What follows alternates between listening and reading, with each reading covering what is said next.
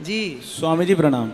जी। अच्छा, मनुष्य जन्म का असली लक्ष्य है भगवत प्राप्ति। ठीक है। अभी हम गौण कार्य में घुसे हुए हैं, तो मेनली जो भगवत प्राप्ति करनी है, तो असली हमें समझ में आता है कि अध्यात्म, अध्यात्म का अर्थ है आत्मा का अध्ययन। अब उसमें सबसे पहला प्रश्न उठता है, जब जीव की परिभाषा शास्त्रोयुक्त कही है कि समान चेतन के आधार पे अंतःकरण, अंतःकरण पे आत्मा का प्रतिबिंब जब पड़ता है तो जाके जीव खड़ा होता है। अब जीव यहाँ पे समान चेतन और आत्मा में क्या फर्क बताया गया है, उसका असली अंतर क्या है, जो गूढ़ अर्थ है वो मैं जानना चाहता हूँ। आत्मा में और जीव में? नहीं, हाँ। आत्मा में जो जीव की परिभाषा बताई गई शास्त्र युक्त, सामान्य चेतन जो पूरा है, जिसमें निर्लिप्त है, निर्लेप है, उसमें कोई विशेषण नहीं लगता, कुछ माया से परे, माया से भी पहले, तो समान चेतन, जो चेतन सब में है, जिसकी वजह से हम बोल पा रहे हैं, सुन पा रहे हैं, सब में वो शक्ति विराजमान है। वही शक्ति तो आत्मा है। उसमें और आत्मा में क्या अंतर है? देखो, जिस शक्ति की आप बात करते हैं, जिस शक्ति से हम बोल पा रहे हैं, देख पा रहे हैं, सुन पा रहे हैं, चल पा रहे हैं, उसी शक्ति को आत्मा, आध्यात्म जगत में उसी को आत्मा कहते हैं। साइंस में उसी को एनर्जी कहते हैं। तो आत्मा वही है, ईश्वर अंश। जो ईश्वर का अंश है, वह ईश्वर के अंश को ही आत्मा कहा गया है। जो हमारा शक्ति है, जिससे हमको सब पावर मिल रही है, वह शक्ति तो आत्मा है। और जो अंश है वो अंतःकरण चतुष्टय है, मन, बुद्धि, चित्त और अहंकार। इन चारों को कहते हैं अंश। ये ईश्वर का अंश है, और जो इन चारों को शक्ति प्रदान करती है वह आत्मा है, और ये दोनों हमारे भीतर हैं। अच्छा, जैसे अब जीव बना, तो अंतःकरण और चेतन का जब मिलाप होता है तो जीव बनता है ना। अंतःकरण यानी मन, बुद्धि, चित्त, अहंकार आपने बताया। ठीक है। अब उसमें अहंकार यानी अपने अहंकार का जो गूढ़ अर्थ है, वो घमंड तो उसका एक छोटा सा हिस्सा है। बिल्कुल। अपने होने का भान, मैं हूं। बिल्कुल। अब ये स्थिति जब जागृत, स्वप्न और सुषुप्ति में डीप स्लीप है, डीप निद्रा। अब वहां से जब अब हमें नींद की उपाधि लगती है, या सपना आता है या नहीं आता है तो डीप स्लीप है। वो स्थिति जहाँ पे वो जो स्थिति है उसमें और जागृत में जब आते हैं, और मैं हूं जब बनता है, उससे पहले की जो स्थिति है वही जागृत में रहे। वो जागृत, स्वप्न और सुसुप्ति तीन अवस्थाएं हैं। जागृत एक होता है, अभी आप जागृत अवस्था में हैं। एक अवस्था होती है स्वप्न, जब आप सोते हैं तो सपने में चले जाते हैं। और एक होता है कि आपने कोई सपना नहीं देखा और इतनी गहरी नींद आई कि कब सवेरा हो गया, एक नींद में पता ही नहीं चला। उसे सुसुप्ति अवस्था कहते हैं। अब इसमें आपको जानना क्या है जी, सुषुप्ति की जो अवस्था है उसमें जानने वाला कौन है? क्योंकि सुबह जब उठते हैं जागृत में तो कहते हैं मैं बड़े आनंद में सोया, तो कोई तो तत्व था ना वहां पे जो जान रहा है मैं बड़े आनंद में सोया, लेकिन वहां पे अनुभव, स्मृति ज्ञान है, वही तो है जीव। जानने वाला ही तो जीव है। अंतःकरण चतुष्टय वही तो जानता। अंतःकरण चतुष्टय तो सुषुप्ति में तो कोई दूसरा है ही नहीं। सुनिए, ऐसा है ना बेटा, सूक्ष्म शरीर होता है। कौन शरीर होता है? सूक्ष्म शरीर 17 चीजें हैं, 5 ज्ञान इंद्रियां, 5 प्राण, 5 कर्म इंद्रियां, मन, बुद्धि, चित्त और अहंकार। सुनो, ये सब रटने से काम ना होगा, जो समझा रहे हैं वो समझने से काम होगा। हमारे शरीर कितने होते हैं आप जानते हैं? 3 शरीर। कौन कौन से? सूक्ष्म शरीर, स्थूल शरीर और कारण शरीर। कारण शरीर तो ये होता है कि जिसके कारण आपको मानव का शरीर मिला, या चींटी का शरीर मिला, या कुत्ते का शरीर मिला, ये तो कारण हो गया। एक होता है स्थूल, जो कि आपका सामने है। एक होता है सूक्ष्म। जब आप सोते हो और आप सपना देखते हो, तो सपने में आप कई बार वृंदावन जाते हो, सपने में हरिद्वार जाते हो, तो सपने में जो गया वो कौन था? वह सूक्ष्म शरीर था जी। तो वह सूक्ष्म शरीर जो है वो हमारे भीतर एक्टिव रहता है और वही सब कुछ करता है। उसी के अंदर हम जो देखते हैं, जो सोचते हैं, वो उसी सूक्ष्म शरीर में स्टोर होता है। हमारे पाप पुण्य का दृष्टा भी सूक्ष्म शरीर होता है। और जब हम मरते हैं तो हमारा स्थूल शरीर यहीं पड़ा रह जाता है। हमारे सूक्ष्म शरीर को ही निकाल करके यमदूत पकड़ कर ले जाते हैं, आत्मा को नहीं ले जाते। क्योंकि आत्मा का वो करेंगे क्या? लिखा है गीता में, वासांसी जीर्णानि यथा विहाय नैनम छिंदन्ति शस्त्राणि नैनम दहति पावकः। आत्मा को ना सुख होता है ना दुख होता है। ना आत्मा गीली होती है ना सूखी होती है। तो आत्मा का एक स्वरूप अलग बताया भगवान। तो जो है वो सब जो जीव है, जैसे हम कहते हैं जीव, वह यह मन ही है। मन मतलब चार चीजें, चार मतलब सूक्ष्म शरीर, चारों को मिलाओ तो सूक्ष्म शरीर होता है। उस सूक्ष्म शरीर को मन कहते हैं, बुद्धि कहते हैं, चित्त कहते हैं और अहंकार कहते हैं।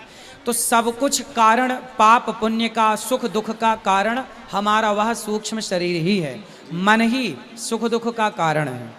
अब ये बहुत गहरी बातें हैं। अब जो जानने वाला है वो मन को भी जान रहा है, बुद्धि को भी जान रहा है, चित्त को भी जान रहा है, अहंकार को भी जान रहा है, और जानने वाला अभी भी है, आप और मैं बात कर रहे हैं तब भी है। वो जानने वाला जो चेतन शक्ति है वो आत्मा है, वो आत्मा है। और उस आत्मा और परमात्मा में कैसे अंतर किया जाए? अंतर इतना है कि जैसे गंगा नदी है और गंगा का पानी आपने एक बोतल में भर लिया, तो जो बोतल में भरा हुआ पानी है वह गंगा का तो है, पर वह गंगा नहीं है।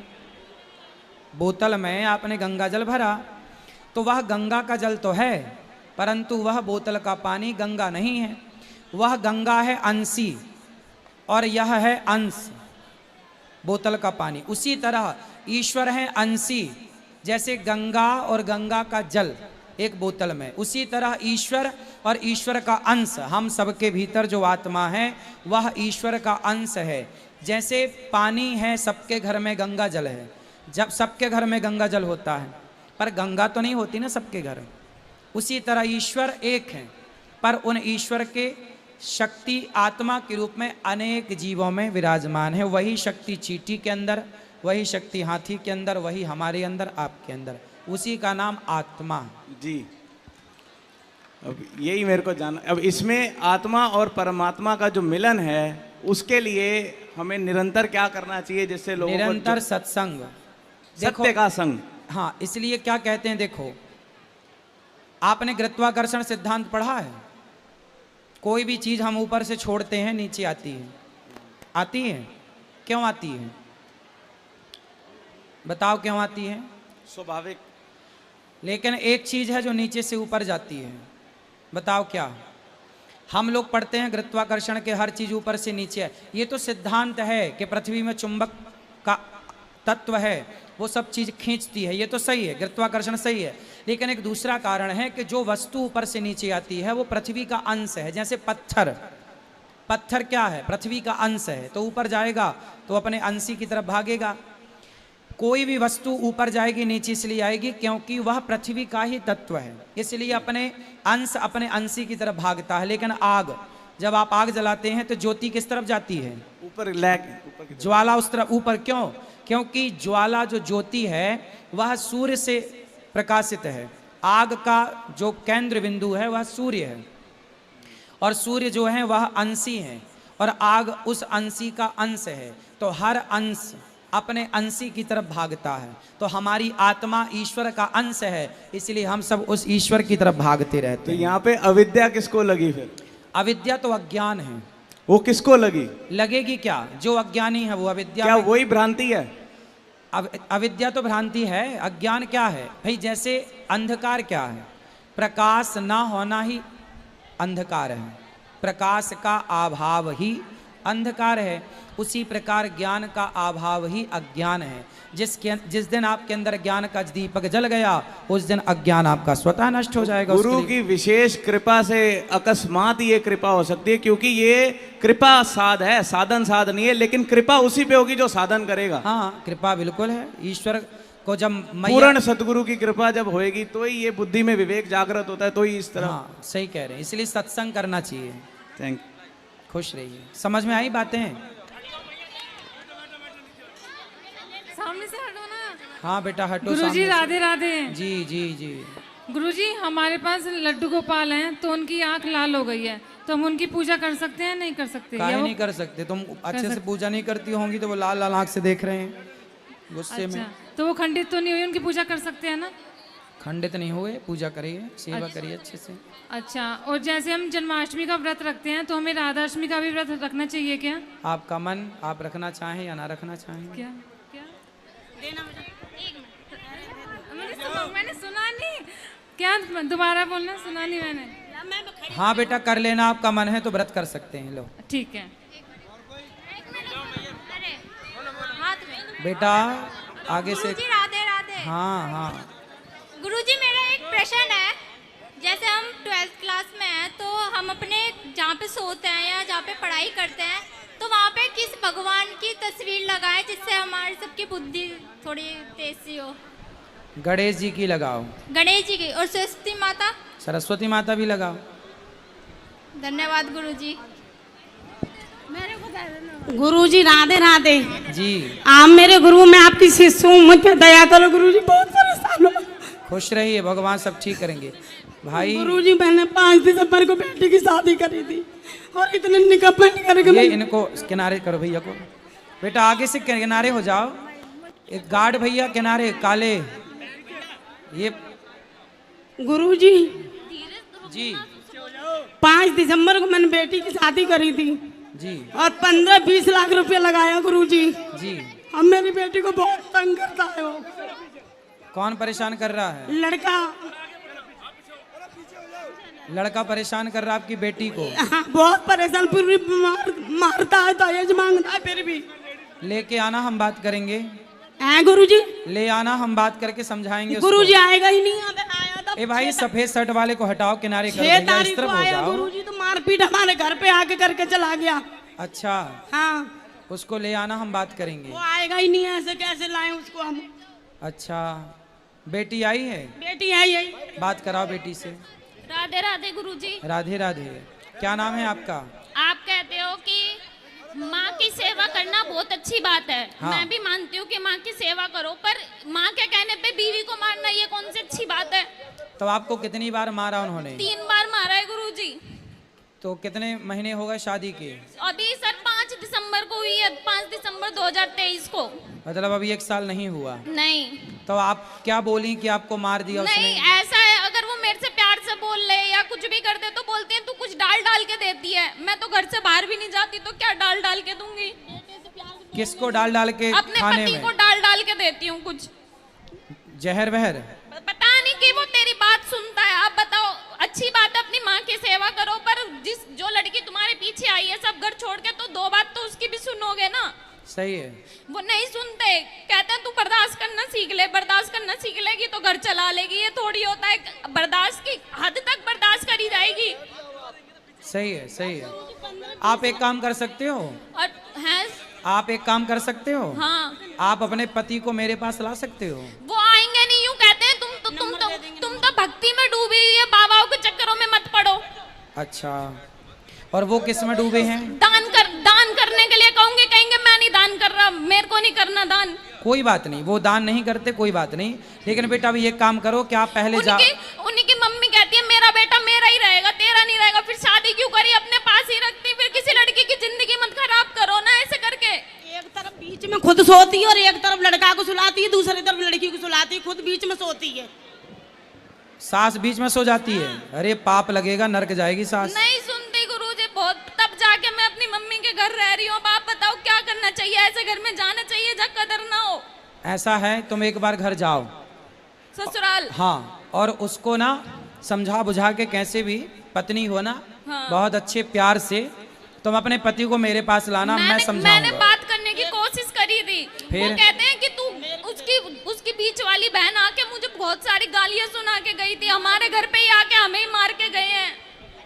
कौन, आपकी ननंद? हाँ, अब बताओ, मैं सर अनपढ़ थोड़ी हूँ, ग्रेजुएशन पास कर रखी है मैंने। बताओ फिर भी इतने आप बोलते हो सेवा करो, कि मैंने तो बहुत सेवा करी, किसी का बुरा भी नहीं करा। क्या करते हैं आपके पति? महिंद्रा फाइनेंस में अच्छी खासी जॉब करते हैं। कितने भाई हैं आपके पति? नहीं है, अकेला लड़का है। अकेले हैं? तो आपके पति अपनी माँ को बहुत प्यार करते हैं, वो माँ बेटे बहुत अच्छे से रहते हैं। वो कहते हैं कि मुझे पता है मेरी मम्मी तेरे साथ गलत कर रही है, मेरी बहन तेरे साथ गलत कर रही है, लेकिन मैं चाह कर भी तेरा साथ नहीं दे सकता। तो ये सही बात थोड़ी है।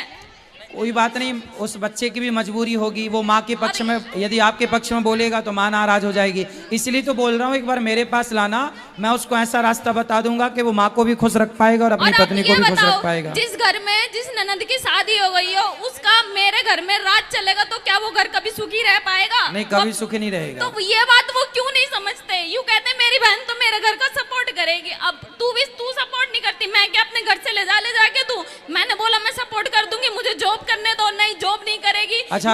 मेरी बहन की चलेगी इस घर में, जिस साथ आपका भाई है? भाई है आपका? हाँ, 2 भाई हैं। और उसकी शादी हो गई? नहीं, सबसे बड़ी मैं ही हूँ। तो कल को उसकी शादी होगी, फिर उसकी पत्नी आएगी, तो फिर वो आपको कहेगी कि तू मेरे घर में आ गई। मैं ऐसा करूंगी नहीं गुरुजी, मैं आप खुश रहना चाहिए, इंसान चाहे जैसे भी रहे। सही है, आप समझदार हो। बस एक काम करो, आप अपने पति को मेरे पास ले आना। वो ना बीच धार में फंसा है आपका पति। वो माँ का पक्ष ले तो पत्नी से बुरा बने, और पत्नी का पक्ष ले तो माँ से बुरा बने। एक बात और है, हम गौरी गोपाल आश्रम में जाते हैं ना, वहाँ पहले बहुत अच्छा था, अब तो बहुत वो हो गया है, लोग बातें नहीं कराते हैं, जो गार्ड है वो धक्का मार मार के निकालती है, तो गलत है गुरुजी। अभी तो हम आपसे बात कर रहे हैं, कौन धक्का मार रहा है यहाँ आपको? पर ना, हमारे यहाँ पर आए हो जब हम वृंदावन में जाते हैं तब आप ऐसे ही वहाँ भी होता है। आना, भीड़ भाड़ जब होती हो तो किसी का धक्का लग जाए तो मैं क्या करूँ, पर वहाँ किसी प्रकार से किसी को असुविधा नहीं होती। मैं सबसे बात करता हूँ। आप बस ये बता दो मुझे वहाँ पे जाना चाहिए या नहीं जाना चाहिए? कहाँ? अपने ससुराल। अब तुम जानो बेटा, मैंने तो जो बताना था बता दिया। पति को ले आओगे तो समझा दूंगा। ठीक है गुरुजी, एक चांस हमने दिया, एक चांस से बोले, सबने मारा पीटी करी, इस लड़की के बच्चा भी ठहर गया तो उनने बच्चा गिरा दिया दवाई खवा के, और हमने चांस भी दिया, मतलब भेज दिया, दोबारा फिर वही दूसरी बात करने लगे। बता क्या करें, हम बहुत परेशान हैं गुरुजी। ले आना तो ही समाधान निकलेगा, बात करेंगे हम उनसे। ठीक है गुरुजी, राधे ठीक राधे। है, सब बैठ जाओ। राधे राधे गुरुजी। जी, आपके चरणों में कोटि कोटि प्रणाम। खुश रहिए। गुरुजी 2 साल होने वाला है, आपका अभी तक चरण नहीं छुए हैं। चरण छूने की जरूरत ही नहीं है, ऐसी प्रणाम कर लो। कि लोग कहते हैं ना कि गुरु को चरण छूना चाहिए। कोई बात नहीं, तो हम देखो चरण छूने की जरूरत नहीं है, जहाँ हो वहीं से प्रणाम। चरण छूने का मतलब है प्रणाम, गुरुजी छूना ही है, इसकी आवश्यकता नहीं है। आपके कृपा से ना हम सब अच्छे हो गए हैं, हम सब सही हो गए, 3 बच्चे हैं, सब अच्छे हो गए, सब कुछ खाना पीना सब छोड़ दिए, अच्छे हैं। लेकिन एक मेरे पति है ना, वो नहीं छोड़ना चाहते कुछ भी। छोड़ेंगे छोड़ेंगे। आप उनको एक बार कह दीजिए कि वो भी छोड़ देंगे तो हमारा घर बहुत अच्छा हो जाएगा। लाए हो कथा में? नहीं, अभी नहीं तो आए कथा में हैं, लाते काम तो पे। छोड़ते, वो आएंगे तो अब छोड़ेंगे। गुरुजी एक बात और है, वो सीता माता जो थी, हाँ, उनके जो वो 2 पुत्र थे, तो वो जो चले गए थे, तो उनके पुत्र को क्या हुआ? उनके पुत्र राजा बने। अच्छा। हाँ, लव कुश को भगवान ने अलग अलग स्थानों का राज्य उनका दिया। कोई वो मंदिर नहीं है? मंदिर नहीं है, भगवान का मंदिर है, और राजा बने बाद में वो। तो उनका और कुछ भी नहीं है पता? पता है ना, क्या है? तो एड्रेस दे दूं, जाना है, बात करनी है क्या? नहीं, मैं जानना चाहती हूँ कि उनका एक पुस्तक है, पूरा वंशावली पढ़नी है उनकी, तो रघुवंशम, महाकवि कालिदास जी की लिखी एक पुस्तक है रघुवंशम। अच्छा। उस रघुवंशम में भगवान राम के बाद का सारा वंश का वर्णन है, पूरा वंश। अच्छा, एक बार मेरे पति को कह दीजिए वो भी छोड़ दे, आपसे गुरु मंत्र ले ले, मैं आपका ही शिष्य हूँ। बिल्कुल बिल्कुल, तो आप उनको भी कह दीजिए तो मेरा घर अच्छा हो जाएगा, बहुत अच्छा। कह रहे हैं कि भाई शराब ना पियो इनके पति। ठीक है, राधे राधे गुरुजी। राधे राधे। एक बार मुझे करना है भाई, एक बार बोलो बोलो। गुरुजी राधे राधे। जी, आपको देख के मुझे बहुत खुश हो रही हूँ, मैं बहुत साल से आपको टीवी पे देख रही थी। खुश हो रही हैं कि रो रही हैं? ये कैसा खुश? मैं भी इंदिरा बनाने के लिए मैं बहुत साल से कह रही हूँ, लेकिन बहुत मजबूर थी, आ नहीं पा रही हूँ मैं। और मेरे तो ये बताओ, अभी आप खुश हैं कि दुखी हाँ, हैं? मैं खुश हूँ गुरुजी। अरे तो खुश हैं, थोड़ा गुरुजी, हंसो, बहुत खुश मुस्कुराओ। हूँ, लेकिन मेरे एक दुखी है, मेरे पति आए, ये बहुत परेशान है, बहुत गाली देते हैं ये आपको? और मेरा छोटा वाला बच्चा है, और ये बड़े बड़े 2 बच्चे हैं, और उनसे साथ गाली देते हैं, उनको कुछ समझा दो। कहाँ है? बात कराओ पति से, बात कराओ इनके पति से। इनके पति खड़े हो जाओ। सुरेश हाँ? सुरेश सुरेश, सुरेश जी जहाँ है यहाँ। सुरेश, दिनेश, महेश खड़े हो। सुरेश खड़े हो जाओ।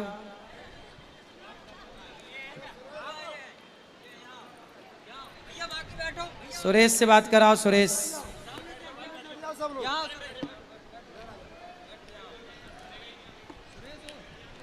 राधे राधे गुरुजी। क्या नाम है आपका? सुरेश सर। सुरेश, हाँ जी। इनके पति आप हैं? हाँ जी। तो मारते काहे हो पत्नी को? बस वैसे सर तबीयत खराब रहती है, गुस्से में मार ओढ़ देता हूँ। तो जब तबीयत खराब होती तो पत्नी को मारने से तबीयत ठीक हो जाती है? नहीं, ठीक तो नहीं होती, फिर? वो गुस्सा चढ़ जाता, बस वैसे हाथ उठा देता। नहीं तो गुस्सा किस बात का? वो क्या करती हैं कि गुस्सा आ जाता है? वैसे ही लड़कियों को बोलता हूँ, कुछ समझ में नहीं, वो मेरी बात नहीं सुनते, बस गुस्से में हाथ उठ जाता है। तो पत्नी कभी मारती है आपको? नहीं जी।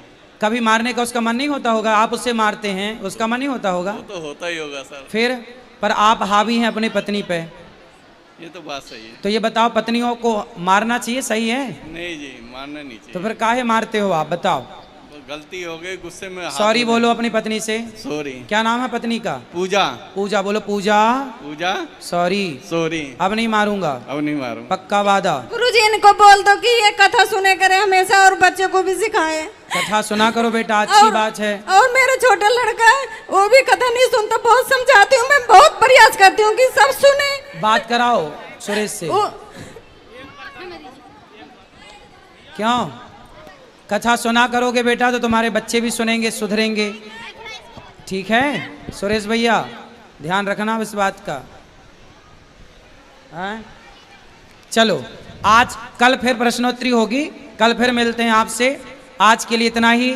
सबको जय श्रीमन नारायण, जय श्री कृष्णा, राधे राधे। आज के लिए इतना ही। प्रश्नोत्तरी में कल फिर